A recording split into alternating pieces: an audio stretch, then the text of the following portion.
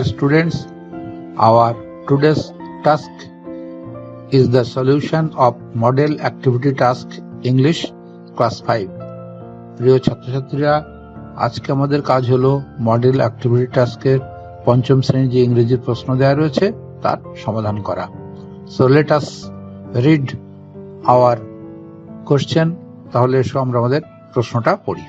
কি আছে? Read the passage and answer the following question that follow. প্যাসেজটা পড়ো এবং নিচে যে প্রশ্ন দেওয়া রয়েছে তার উত্তর দাও। তাহলে পড়া যাক। There was quite a number of good teachers in our school. B.D. Roy taught us English. He was a small man who took great care to ensure that we pronounced English correctly. One day he told us the story of the ox and the frog from Aesop's fable. Correctly. One day he told us the story of the ox and the frog from Aesop's fable. Before telling us the story, he taught us how the pronunciation of the depends on whether the following word begins with a vowel or a consonant. I fondly remember our head Pandit Bhattacharya sir for his excellent handwriting. একবার পড়লাম, এবার এসে দেখি অ্যাক্টিভিটিতে কি আছে।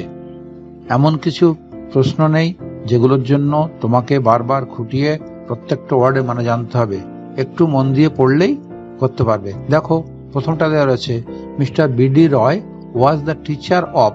Mister Roy BD Roy ছিলেন কিসের শিক্ষক? এতে আছে ম্যাথমেটিক্স, বিতে ইংলিশ, সিতে বেঙ্গলি আর ডিতে সায়েন্স। প্রথম লাইনে দ্বিতীয় বাক্য দেখো উত্তরে, উপরে যে প্যাসেজটা দেওয়া রয়েছে তার প্রথম লাইনে দ্বিতীয় বাক্য কি রয়েছে? বিডি রয় টট আস ইংলিশ। তাহলে তিনি ইংরেজি শিক্ষক ছিলেন, তাই তো? তাহলে আমাদের একের উত্তরটা হলো বি ইংলিশ হলো।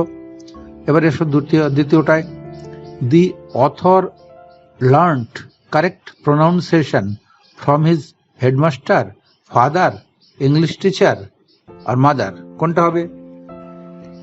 প্রথম লাইনের শেষের দিক থেকে দেখো প্যাসেজের, he was a small man who took great care to ensure that we pronounced English correctly. He took great care, তিনি খুব যত্ন নিতেন, টু এনশিওর, নিশ্চিত করতে, that we pronounced English correctly, যাতে আমরা সঠিকভাবে ইংরেজি উচ্চারণটা করি। তাহলে কার কাছ থেকে শিখেছিলেন তিনি প্রোনাউন্সিয়েশন? দুয়েরটা, এটা উত্তর হবে সি। দেখো, ইংলিশ টিচারের কাছ থেকে, তাই তো? হবে সি। দেখো, ইংলিশ টিচারের কাছ থেকে, তাই তো? তাহলে দুয়ের উত্তরটা হলো সি। এবার এসো তিনেরটায়, the ox and the frog is a tale from. The ox and the frog একটা গল্প, টেল মানে গল্প। কোথাকার গল্প? পঞ্চতন্ত্র, হিপোপদেশা, জাতকা আর ইসপস। মানে পঞ্চতন্ত্রের গল্প, হিতোপদেশের গল্প, জাতকের গল্প না ইসপের গল্প? এটা যদি আমরা একটু মন দিয়ে পড়ি তাহলে দেখো তৃতীয় লাইনে দেওয়া রয়েছে, the ox and the frog from Aesop's fable, তাই না? তৃতীয় লাইনে রয়েছে ইসপস ফেবল। তাহলে আমাদের এই উত্তরটা হবে ডি, ইসপস ফেবল। তাহলে আমাদের অ্যাক্টিভিটি 1 এর কাজ হয়ে গেল। তাহলে একবার একটু রিপিট করছি। প্রথম উত্তরটা কি হয়েছিল?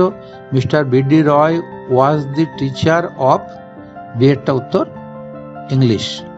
2, the author learned correct pronunciation, English teacher. তারপর দেখো তিনেরটা, the ox and the frog is a tale from, এর উত্তরটা হলো ডি, ইসপস ফেবল হলো। এবারে আমরা করব অ্যাক্টিভিটি 2। কি আছে অ্যাক্টিভিটি 2 তে? আছে fill in the blanks with present continuous tense of the verbs given in the bracket. Verbs given in the bracket, ব্র্যাকেটের মধ্যে যে ক্রিয়াপদগুলো রয়েছে তার প্রেজেন্ট কন্টিনিউয়াস টেন্স অর্থাৎ ঘটমান বর্তমান কাল দিয়ে শূন্যস্থান পূরণ করতে হবে। প্রেজেন্ট কন্টিনিউয়াস টেন্স কাকে বলে আমরা জানি কি? বর্তমানে যে কাজ চলছে বা ঘটছে সেটাকে প্রেজেন্ট কন্টিনিউয়াস টেন্স বলে, তাই না? The work which is going on now is called present continuous. ঠিক আছে? তাহলে নিয়ম কি? এগুলো করার নিয়ম হচ্ছে, আমরা যেহেতু প্রেজেন্ট টেন্স হয় এম, ইজ, আর, এই তিনটের একটার সঙ্গে ভার্বের আইএনজি যোগ করব, মানে এম ইজ আর, এই তিনটে থাকবেই, আর যে ভার্ব থাকবে তার সঙ্গে আইএনজি যোগ করব। তাহলে দেখি প্রথমটা কি আছে। প্রথমটা দেখো, দি বয় ড্র এ পিকচার। দি বয়ের পরে আমি যার মধ্যে কোনটা বসাবো? অবশ্যই ইজ বসাবো, তাই না? তাহলে দি বয় ইজ, ড্র এর সঙ্গে আইএনজি যোগ করো। আমি বলেছি যে এম ইজ আর থাকবে, এই তিনটের মধ্যে একটা আর ভার্বের সঙ্গে আইএনজি যোগ করবো। তো ভার্ব তো ব্র্যাকেটে দেওয়া রয়েছে, ওর সঙ্গে আইএনজি যোগ করলে তাহলে কি হলো? The boy is drawing a picture. আবার বলছি, the boy is drawing a picture. বিয়েরটা এসো, they play in the field. দের পরে কি বসাবো? এম ইজ আর এর মধ্যে অবশ্যই আর। দে আর প্লের জায়গায় হয়ে গেল আইএনজি যোগ করে প্লেয়িং। তাহলে আমাদের উত্তর they are playing in the field. বোঝা গেল? They are playing field. সিয়েরটা আছে দেখো, রঞ্জন রাইট এ লেটার। রঞ্জনের পরে বসাবো কি? এম ইজ আর, এই তিনটের মধ্যে থেকে কোনটা বসবে? যেহেতু এক বচন, সিঙ্গুলার নাম্বার ইজ, তাহলে রঞ্জন ইজ রাইটের সঙ্গে হলো রাইটিং এ লেটার, WRITING। ইটা হবে না, তাই তো? Ranjan is writing a letter হলো। এবার আমরা আসবো অ্যাক্টিভিটি 3-তে। অ্যাক্টিভিটি 3-তে কি আছে আমরা দেখবো। এবার লেখা আছে, identify the subject and predicate of the following sentences. নিচের বাক্যগুলি থেকে সাবজেক্ট এবং প্রেডিকেট তোমাকে খুঁজে বের করতে হবে। নির্দেশ করে বলতে হবে যে কোনটা সাবজেক্ট কোনটা প্রেডিকেট। লেখাও আছে দেখো, সাবজেক্ট প্রেডিকেট। সাবজেক্টের অংশে শুধু সাবজেক্টে লিখবো, প্রেডিকেট দিয়ে যেটা দেওয়া রয়েছে সেখানে প্রেডিকেট অংশটা লিখবো। তো আমরা জানি তো সাবজেক্ট এবং প্রেডিকেট কাকে বলে, তাই না? তাহলেও বলি, বাক্যে যার সম্বন্ধে কিছু বলা হয় সেই হলো subject. In a sentence to whom something is being said is called subject. আবার বলছি, in a sentence to whom is something said is called subject. বাক্যে যার সম্বন্ধে কিছু বলা হয় সে হলো সাবজেক্ট, আর হোয়াট ইজ সেইড, যা বলা হয়, ইজ কল্ড প্রেডিকেট। আর যা বলা হয় সেটা হলো প্রেডিকেট, তাই না? তাহলে সাবজেক্টটা প্রথমেই থাকে ধরে নেওয়া যায়, তাই না? তাহলে এসো আমরা প্রথম বাক্যটা কি আছে পড়ি। প্রথমটা দেখো দেওয়া রয়েছে, the sun rises in the east. The sun rises in the east. বাক্যে এখানে কার সম্বন্ধে বলা হচ্ছে? দি সান সম্পর্কে। তাহলে আমাদের সাবজেক্ট হলো দি সান, ঠিক আছে?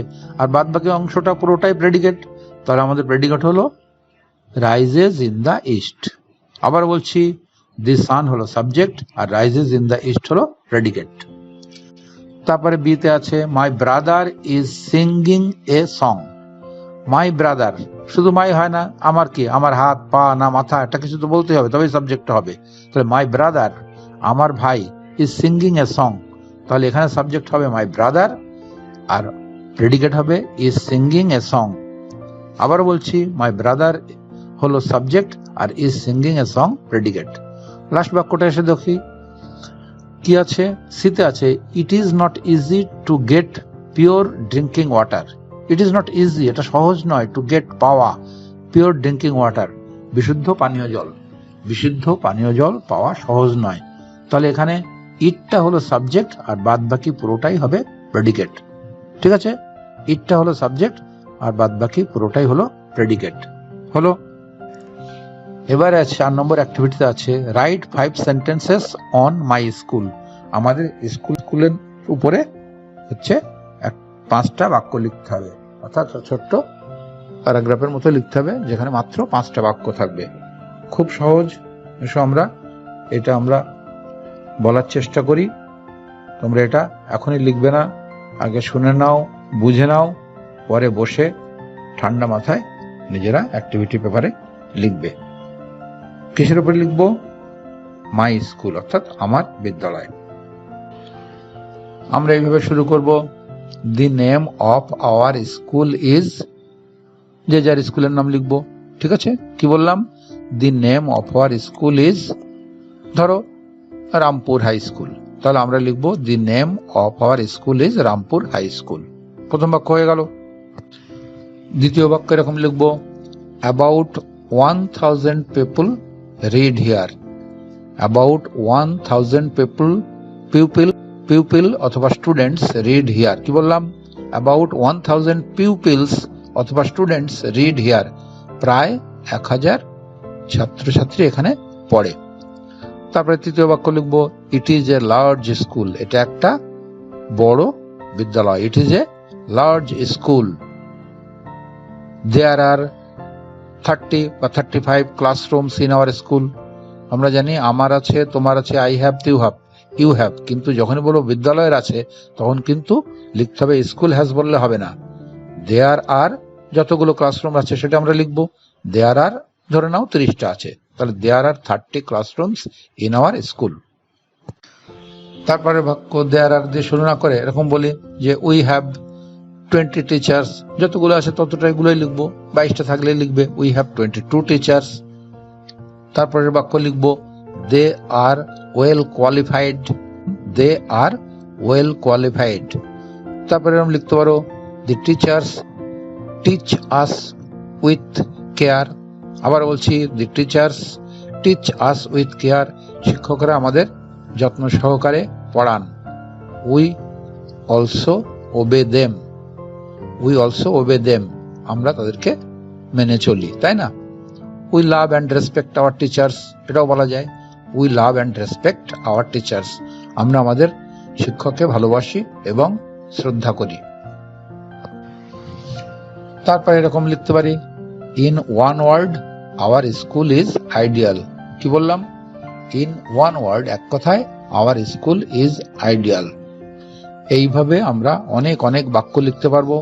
যেহেতু এখানে মাত্র 5টা বাক্য লিখতে বলা হয়েছে, আমি আরো বেশি বলে দিলাম।